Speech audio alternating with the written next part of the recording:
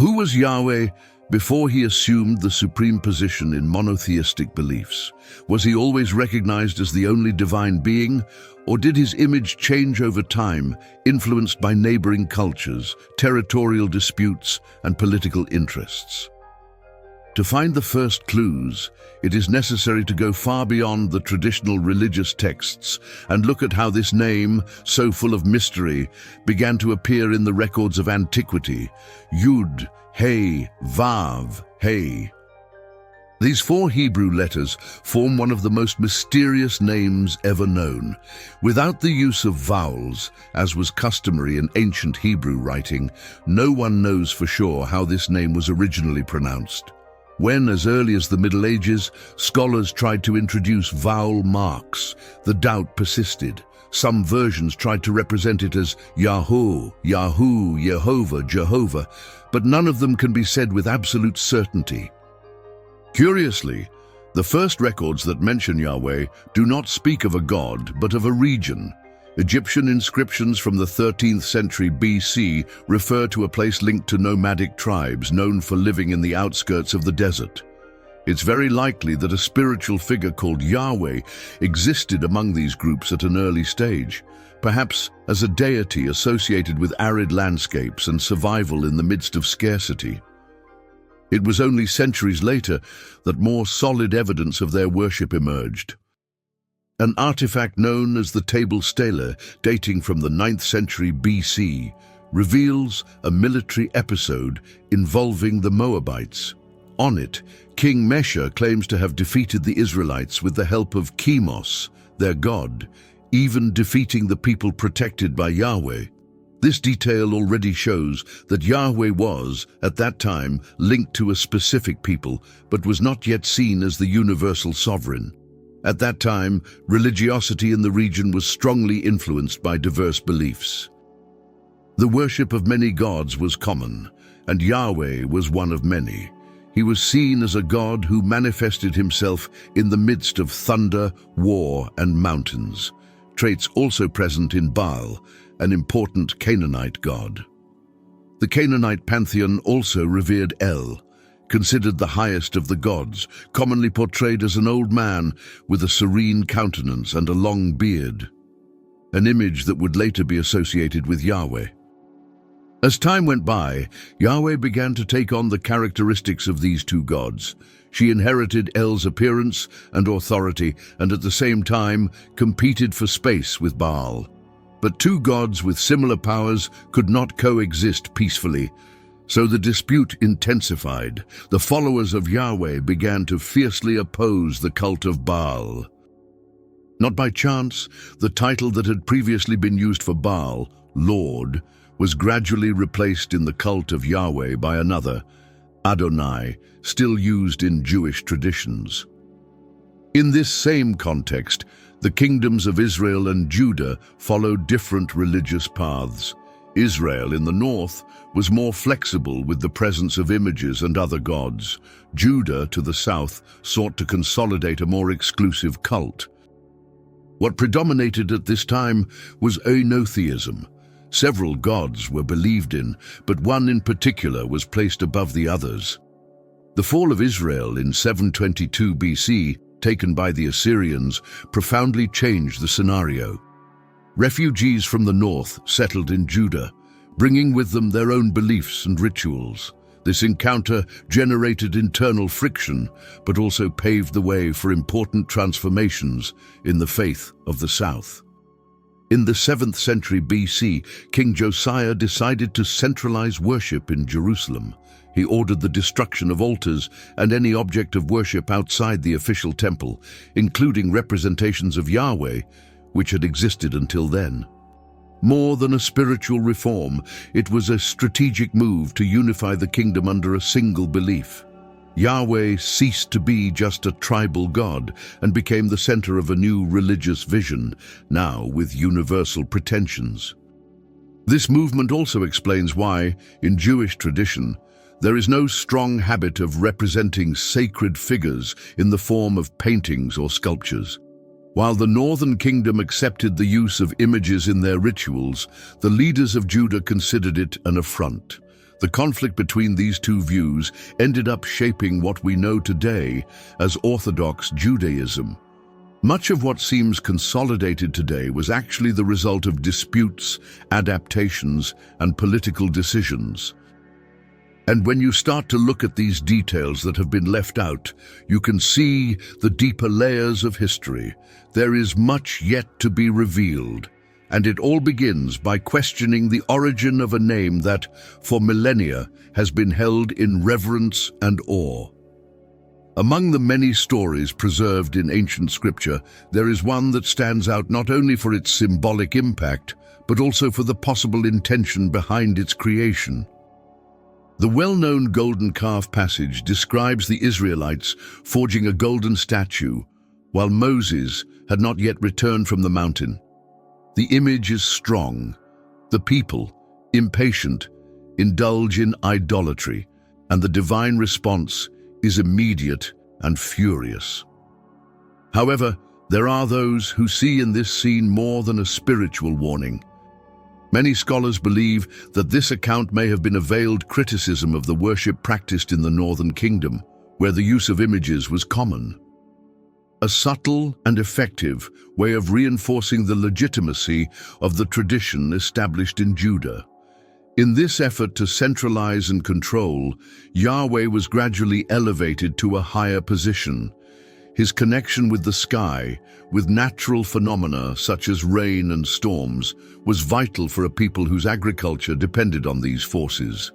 In addition, his warrior aspect, so valued in times of constant conflict, made him an especially powerful deity among the tribes. In earlier times, his figure was much less abstract than the idea that would be consolidated in the following centuries. Everything indicates that in the beginning, he was conceived as a concrete, strong, armed being, and not as an ethereal spirit. This image changed over time, especially when Yahweh began to incorporate the attributes of El, the ancient supreme god of Canaanite traditions. And just as he took on the role of El, he may also have inherited his consort. Excavations and records found at sites such as Kuntilet Ajrud suggest that Yahweh was worshipped together with a female figure, Asherah. Inscriptions make direct mention of the expression Yahweh and his Asherah, indicating that this goddess occupied an important place in the original cult. In many ancient cultures, the presence of a goddess alongside the main god was common, especially in roles linked to fertility, protection of the home, and cosmic balance. With the advance of the idea of an exclusive faith, these female figures began to be eliminated. Yahweh no longer shared space with any consort. The process of excluding female deities reflects this paradigm shift, from complementary plurality to absolute centralization. Asherah, like other figures, was removed from the cults and, over time, erased from official religious memory. At the same time, older religious practices still persisted, even in the most orthodox temples. Research has revealed traces of psychoactive substances used in sacred ceremonies, which suggests that reaching altered states of consciousness was part of some spiritual experiences. This was not isolated. Various Middle Eastern traditions used incense and compounds for this purpose. This search for a direct connection with the divine spans the centuries and is even reflected in the ritual use of coffee by later mystical communities. This period, however, would be interrupted by an event that would change everything: the destruction of the temple in Jerusalem and the subsequent exile to Babylon. The loss of the spiritual center was a profound blow. According to Mosaic teachings, fidelity to the laws would guarantee protection. Faced with defeat, a dilemma arose. If everything had been done as tradition dictated, why the punishment? In this atmosphere of disillusionment, the religious leaders began to reconfigure the very image of Yahweh. He ceased to be just a local deity, protector of a single people, and came to be interpreted as the sole creator, with authority over all that exists. This new vision gave rise to the concept of monotheism as we know it today. With this change also came new explanations for collective suffering. It was during this period that the first apocalyptic discourses were strengthened. If the covenant with Yahweh seemed to have been broken, perhaps it wasn't because of a lack of faith, but because of greater forces at play, a spiritual battle that was still ongoing. The previous notion of Sheol, where all the dead went without distinction, began to be challenged. After all, how could one justify following the commandments if the final destination was the same for everyone? This reflection resulted in the introduction of a new concept, the existence of reward or punishment after death. It was a watershed. Tribal faith was evolving into a more elaborate system, capable of offering meaning even in times of crisis. Yahweh no longer demanded only rituals, but also inner fidelity, morality, and discipline. With the end of the exile and the rebuilding of the temple, new developments emerged. The centrality of the interpretation of texts gained strength. Thus was born a current that would give rise to Rabbinic Judaism, focusing on reading, meditation, and the oral preservation of traditions. This scenario would serve as the basis for the emergence of a new spiritual vision. Between the following centuries, especially in the first century of the Common Era, a figure would emerge who would reinterpret these scriptures with depth and boldness, a teacher called Jesus, who would end up dividing not only opinions, but an entire civilization. Like Yahweh, the figure of Jesus has also undergone a profound reinterpretation over the centuries. At first, there was no consensus about who he really was. For some, a holy man. For others, the promised Messiah. But there were also those who believed that he was the very manifestation of the divine, incarnated in human form to bring light to a world plunged into darkness. In the early years of Christianity, there was no single dominant current. Different groups fought for space and tried to define the identity of the man who had been crucified in Jerusalem. Among these currents, one of the most intriguing was that of the Gnostics, who saw Jesus not as a sacrificial redeemer, but as a bearer of knowledge, a key to escaping the illusion created by a deceptive entity. According to this view, the world we live in was not shaped by the true God, but by an inferior being, a corrupted demiurge, driven by vanity and ignorance.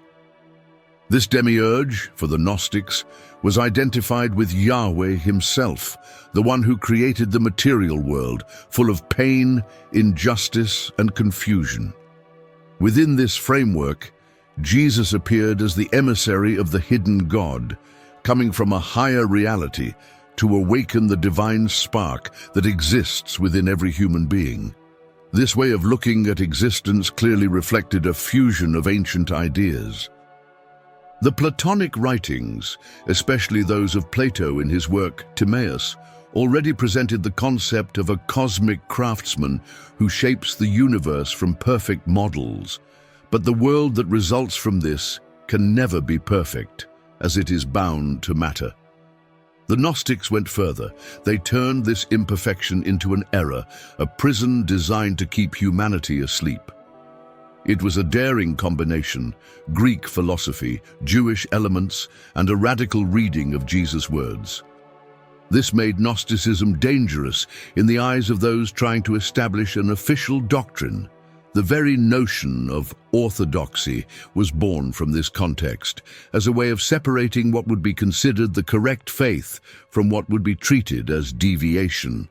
For a long time, almost everything that was known about the Gnostics came from their opponents.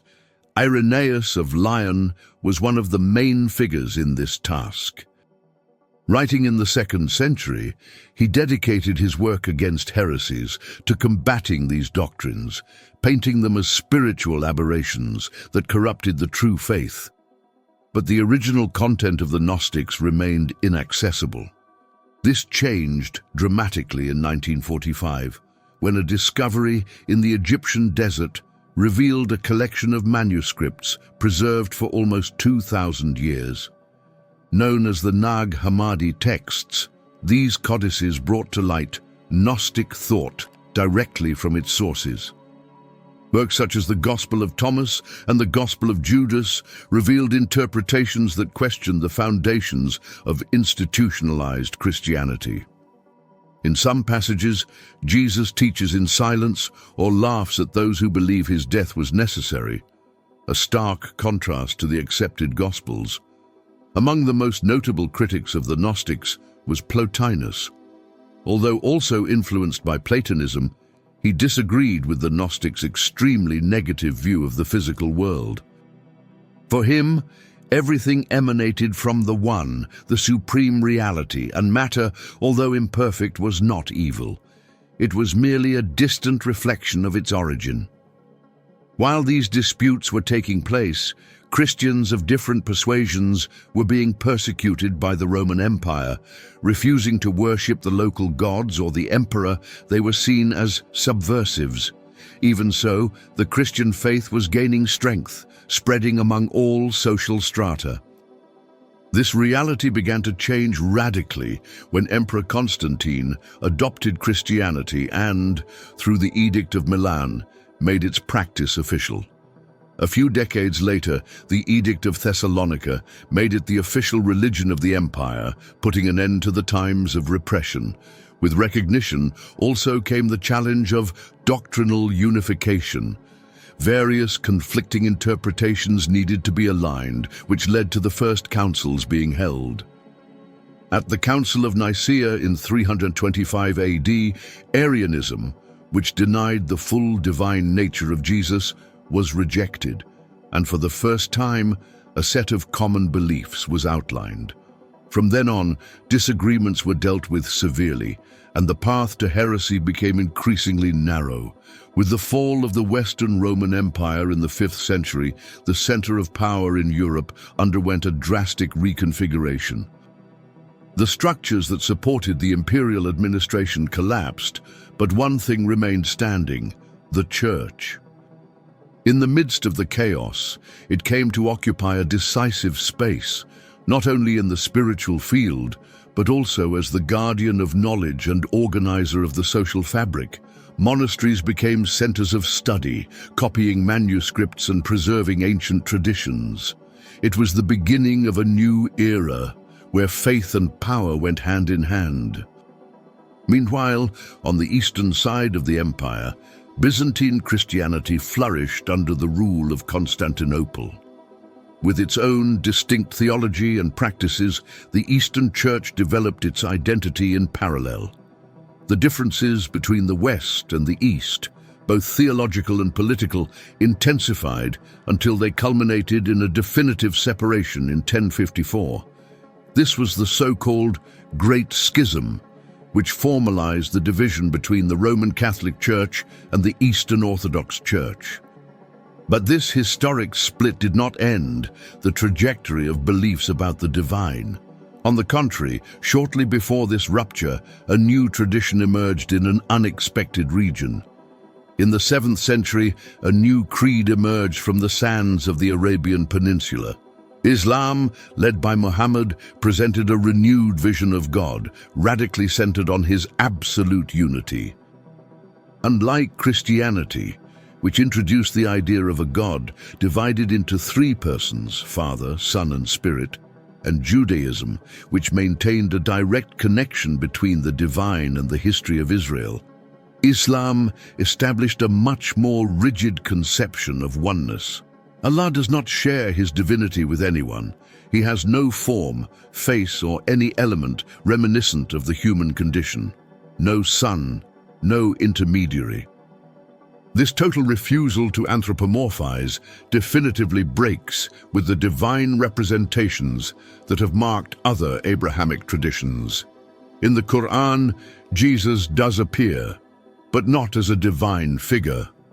He is recognized as a prophet of great importance, respected and mentioned frequently, but his humanity is always highlighted. The idea that God would become flesh, as Christians claim, is considered inconceivable within Islamic doctrine.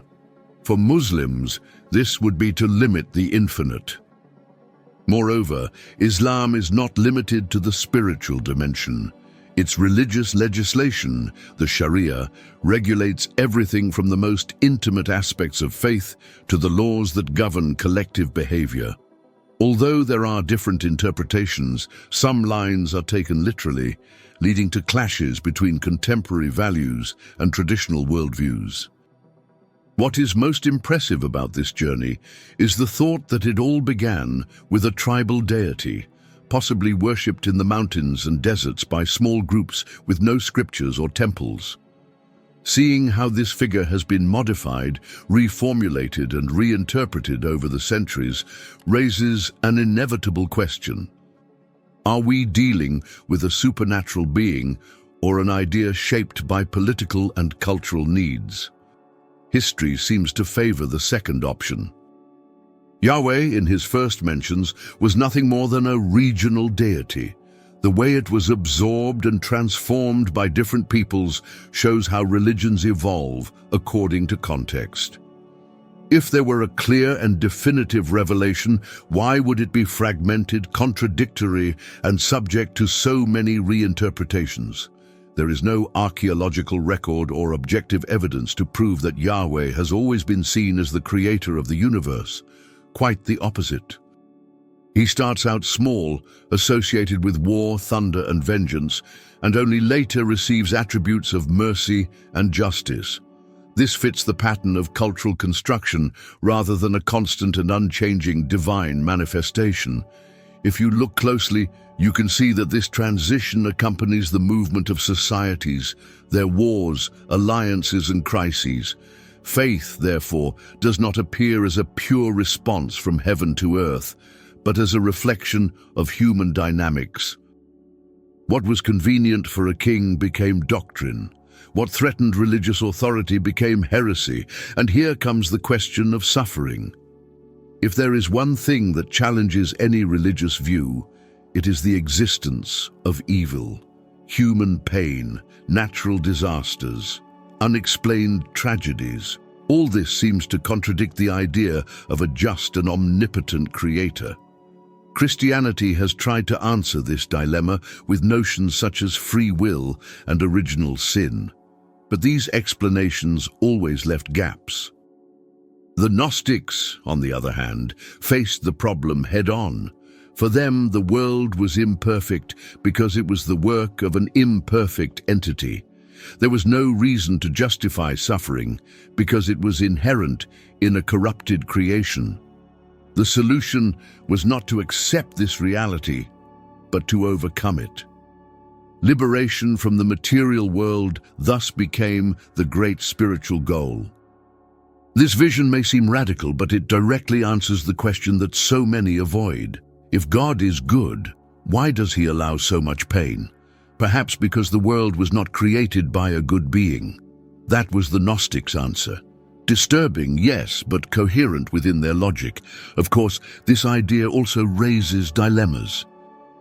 If the world is a prison, what is the point of fighting for justice, caring for nature, or valuing life?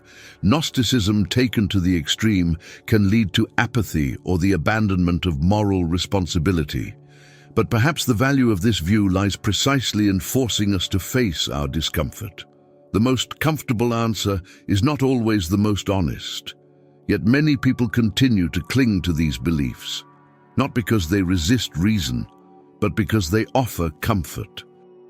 Losing your faith can be like losing your home. That's why, even in the face of evidence that dismantles the traditional versions, many prefer to ignore them. The attachment is not to truth, but to meaning.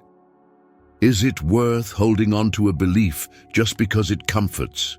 Or does a commitment to the truth require us to be willing to rethink even what comforts us the most?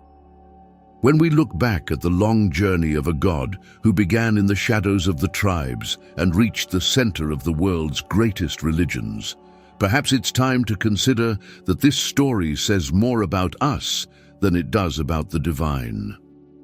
And if that's the case, if everything we worship is just a reflection of our own needs and fears, then perhaps the true sacred lies elsewhere, not in heaven, but within us. And if this content has helped you to reflect more deeply, please consider supporting this work. Each contribution allows us to continue bringing information that is not usually circulated in the official versions of history. Thank you for walking with us this far.